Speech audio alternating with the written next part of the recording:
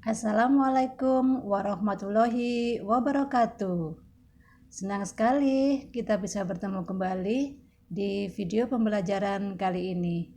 Masih di tema 1, pertumbuhan dan perkembangan makhluk hidup. Subtema 1, ciri-ciri makhluk hidup.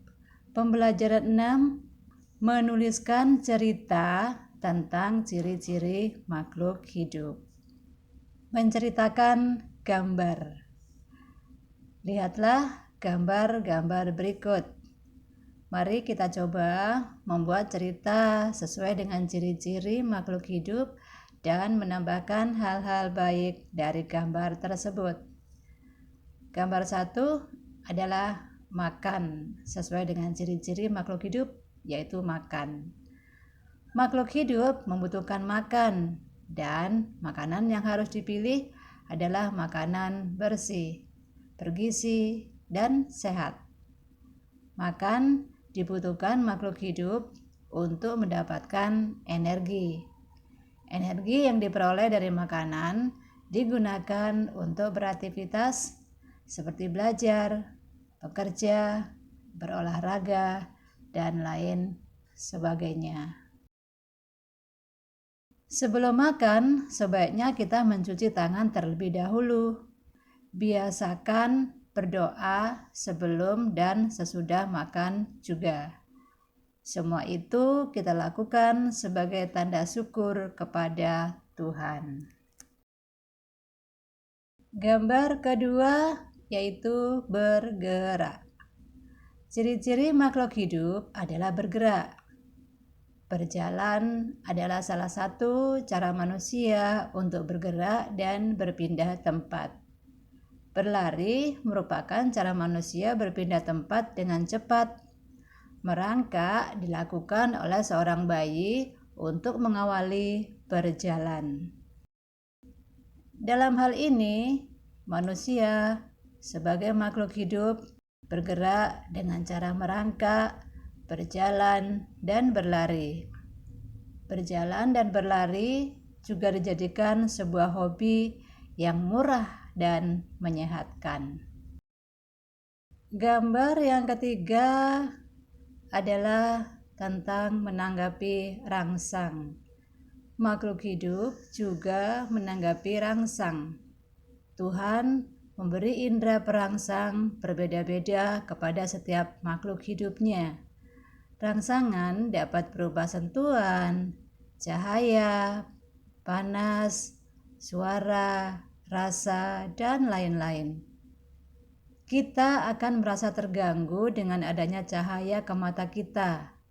Dengan tiba-tiba kita menghalangi pandangan kita dengan menggerakkan tangan di depan mata untuk menghindari silau oleh cahaya.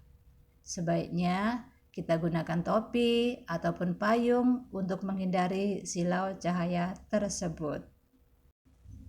Gambar yang keempat tentang berkembang biak. Makhluk hidup perlu berkembang biak untuk mempertahankan keturunannya. Makhluk hidup berkembang biak dengan cara yang berbeda-beda. Manusia berkembang biak dengan cara melahirkan.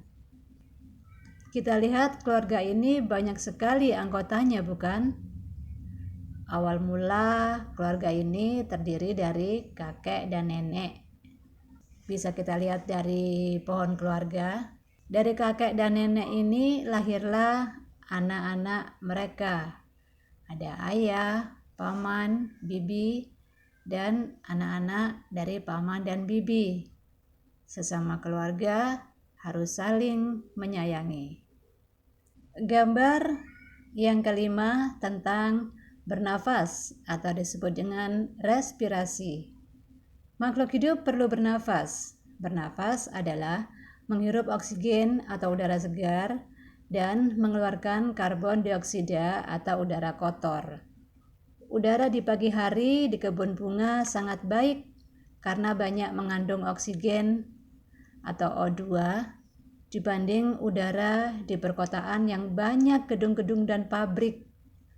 Banyak asap kendaraan dan asap pabrik mengandung zat beracun yang membuat udara menjadi kotor. Gunakanlah masker apabila kita keluar dengan berkendara motor untuk menghindari asap kendaraan yang bertebaran.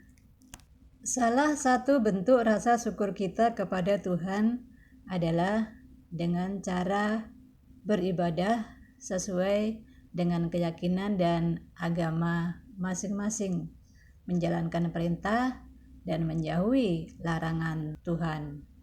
Selain itu, menjaga kesehatan dengan cara makan makanan bergizi dan berolahraga juga termasuk bentuk rasa syukur kita kepada Tuhan. Tuhan menyayangi umat-Nya.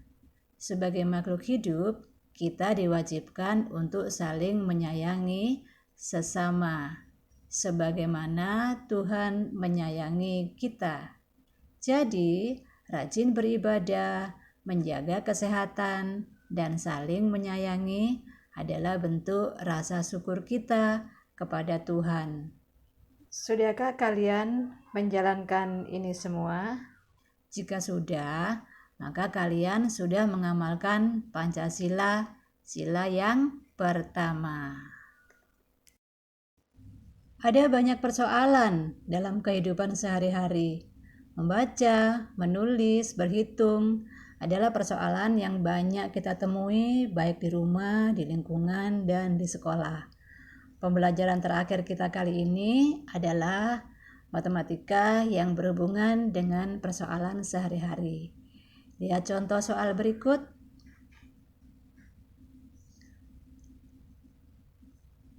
Pak Budi memanen mangga sebanyak 1.530 buah dari kebun belakang.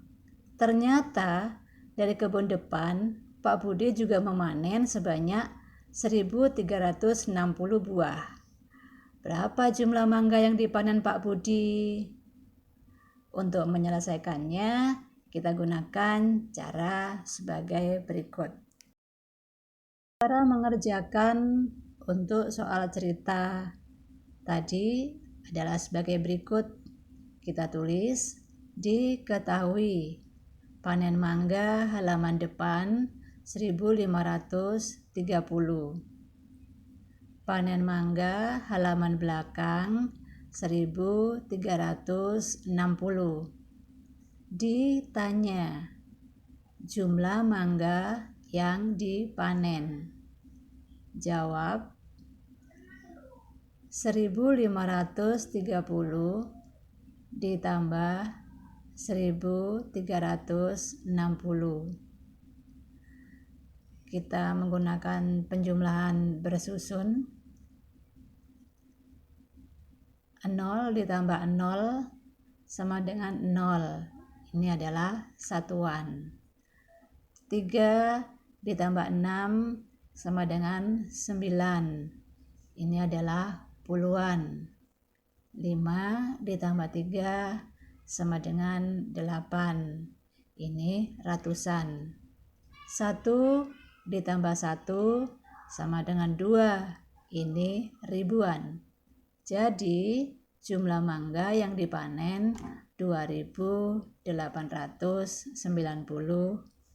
buah.